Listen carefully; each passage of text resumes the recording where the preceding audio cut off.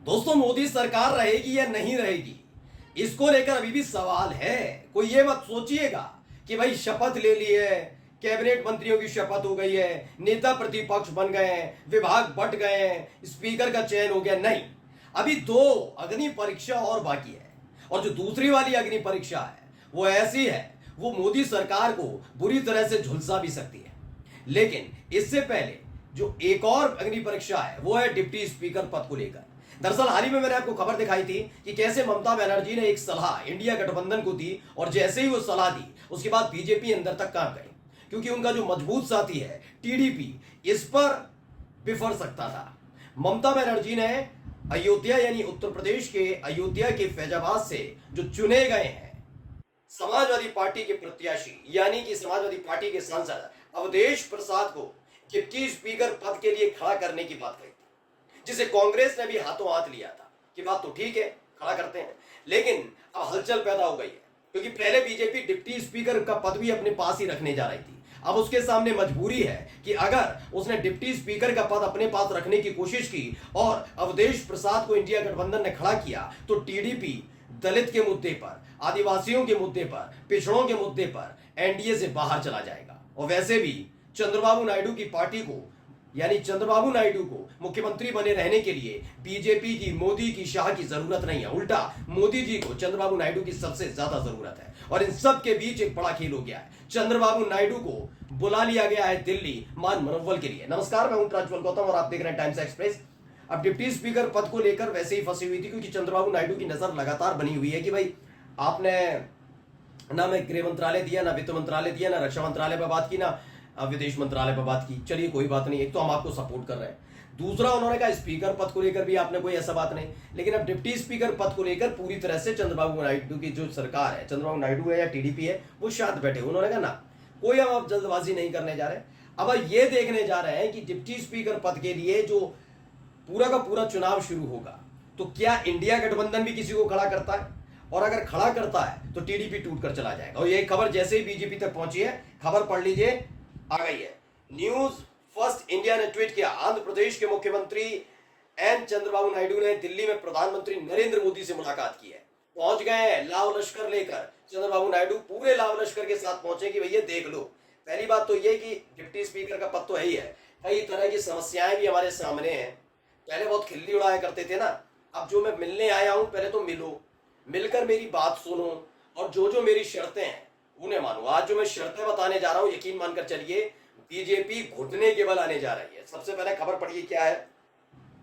ABP news ने खबर छापी है क्या, Chandrababu Naidu meeting with PM Modi. Andhra Pradesh के सीएम चंद्रबाबू नायडू ने पीएम मोदी से 45 मिनट तक की मीटिंग। जानिए क्या है इस मुलाकात के मायने, खबर पढ़िए। आंध्र प्रदेश के मुख्यमंत्री चंद्रबाबू नायडू ने गुरुवार को यानी 4 जुलाई को आज प्रधानमंत्री नरेंद्र मोदी से दिल्ली में मुलाकात की। दोनों की मुलाकात सुबह करीब 10:15 बजे से 11 बजे तक यानी करीब 45 मिनट तक चली। बतौर आंध्र प्रदेश के मुख्यमंत्री चंद्रबाबू नायडू की ये पीएम नरेंद्र मोदी से पहली मुलाकात है। टीडीपी सूत्रों से मिली जानकारी मुताबिक चंद्रबाबू नायडू ने प्रधानमंत्री नरेंद्र मोदी से आंध्र प्रदेश के विकास से संबंधित तमाम एजेंडों पर बात की। अंदर खाने से बात निकलकर आने दी नहीं की। दरअसल आपको मालूम ही होगा कि जब जनता दल यूनाइटेड का, जेडीयू का राष्ट्रीय कार्यकारिणी की बैठक हुई और संजय झा को, शाह के करीबी संजय झा को जैसे ही राष्ट्रीय कार्यकारी अध्यक्ष बनाया गया जनता दल यूनाइटेड का, उसके बाद एक पहल शुरू की गई। कहा गया ये विशेष राज्य का दर्जा चाहिए। 3 मांग थी जेडीयू की, विशेष राज्य का दर्जा, विशेष पैकेज और 65% आरक्षण को संविधान की 9वीं अनुसूची में डालिए, जिससे किसी कोर्ट, किसी अदालत में उसको चुनौती ना दी जा सके। अब इस पर बीजेपी फंस गई कि भाई आरक्षण के मुद्दे को लेकर हम कह ही तो सकते हैं कि हम खत्म नहीं करेंगे, लेकिन उम्मीद क्या है, इनकी चाहत क्या है, ये हर कोई जानता है। और ये बात ऐसा नहीं है कि इन्होंने, विपक्ष आरोप लगाता है, बीजेपी के खुद के नेता कह चुके हैं आरक्षण को लेकर, बीजेपी के जो प्रत्याशी थे वो कह चुके थे कि संविधान बदलेंगे, आरक्षण का जिक्र कर रहे थे। खैर, फंसा दिया उधर।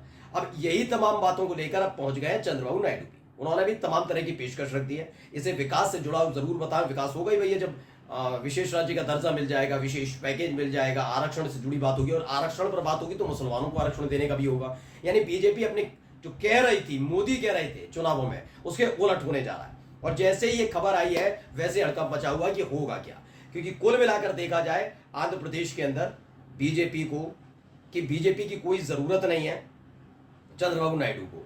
यानी बैसाखी वाली सरकार आंध्र प्रदेश की नहीं है कि चंद्रबाबू नायडू का भला बीजेपी के बिना नहीं होगा और बीजेपी का भला चंद्रबाबू नायडू के बिना नहीं होगा, ऐसा नहीं है। नायडू के बिना मोदी का भला नहीं हो सकता, लेकिन मोदी के बिना नायडू का भला होगा, वो मुख्यमंत्री बने रहेंगे। यही नहीं, मैं आज भी कह रहा हूं चुनौती के साथ, अगर अभी इसी वक्त चंद्रबाबू नायडू को एनडीए से बाहर कर दिया जाए तो कुल 8 सीटें बीजेपी की है।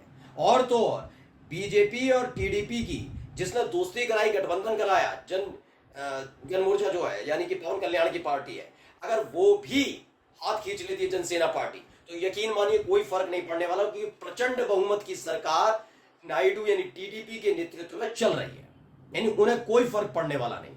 फर्क कैसे पड़ेगा? मोदी जी को। इसलिए बकायदा बुलाया गया कि भैया अब वक्त आ गया है, ज्यादा दिन हम टाल नहीं पाएंगे।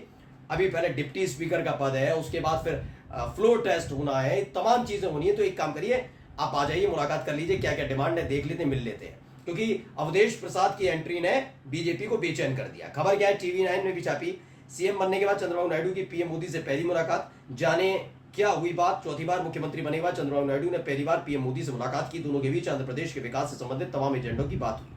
अपने 2 दिवसीय दिल्ली यात्रा के दौरान नायडू आज कई नेताओं से मुलाकात की उन्होंने, इसमें शिवराज सिंह चौहान भी थे, तमाम लोग नेताओं से मुलाकात की। लेकिन इस समय भाई किंग मेकर कौन है तो हर कोई जानता है। फर्स्ट किंग मेकर नायडू है, सेकंड है नीतीश कुमार, और दोनों को इस साथ कर चलने की कोशिश बीजेपी कर रही है। लेकिन अवधेश प्रसाद की जो एंट्री का बार बार मैं जिक्र कर रहा हूं, और मैं पहले ही बताया था, अवधेश प्रसाद की एंट्री बीजेपी को परेशान कर रही है, टेंशन में है। माना जा रहा है कि अब टीडीपी के हवाले नहीं चाह रहे थे, लेकिन अब टीडीपी के हवाले डिप्टी स्पीकर का पद करना पड़ेगा। कैसे और क्यों, मैं अब आपको थोड़ा सा समझा देता हूं जाते जाते। दरअसल अवधेश प्रसाद के साथ 2 बड़ी बातें हैं। पहला तो ये अयोध्या से हैं, अयोध्या भगवान श्री राम की नगरी, राम मंदिर, तमाम चीजें, लेकिन बीजेपी चुनाव जीत नहीं पाई। तो एक बड़ा फैक्टर ये काम करेगा, क्योंकि हिंदू दोनों ही पार्टी से जुड़ा है, चाहे वो जनता दल यूनाइटेड हो, सबकी आस्था भगवान श्री राम में है। और अयोध्या वासियों को जरूर बीजेपी के नेता अंट-शंट बयान दें, कोस हैं उनको, उनके बारे में गंदी बातें बोलें, गंदगी उगलें, लेकिन अधिकतर हिंदू जानता है कि अयोध्या की जनता ने जो फैसला लिया उनको ठीक लिया, क्योंकि वहां की परेशानियों को बीजेपी ने बढ़ाया था। यही टीडीपी के साथ है। वहां पर भी वही दक्षिण में भी भाई भगवानों को पूजा जाता है ज्यादातर, तो भगवान राम को वहां पर भी माना जाता है। ऐसे में हिंदू वोटर्स को खेलने नहीं देंगे। दूसरा, दलित समुदाय से आते हैं, पिछड़ा, दलित और आदिवासी, ये भी एक बड़े आधार जनता दल यूनाइटेड की भी है और टीडीपी का मुसलमान भी है और नीतीश कुमार के लिए भी। लेकिन अगर देखा जाए तो पिछड़े सबसे ज्यादा बात जनता दल यूनाइटेड करती है, पिछड़े, अति पिछड़े, दलित, महादलित, इनका जिक्र सबसे ज्यादा जनता दल यूनाइटेड करती है। यानी अवधेश प्रसाद की एंट्री से नीतीश कुमार एक बड़ा फैसला ले सकते हैं, हो सकता है क्रॉस वोटिंग भी हो जाए। अगर वोटिंग कराई तो, ध्वनि मत नहीं, वोटिंग कराई तो। और यही बात हो सकती है टीडीपी के साथ भी। इसलिए माना जा रहा है कि टीडीपी कम से कम मजबूत साथी की तरह बने रहे। इसके लिए टीडीपी को न चाहते हुए भी मजबूरीवश मोदी शाह उनके किसी सांसद को, किसी एक नेता को डिप्टी स्पीकर बना सकते हैं। नमस्कार।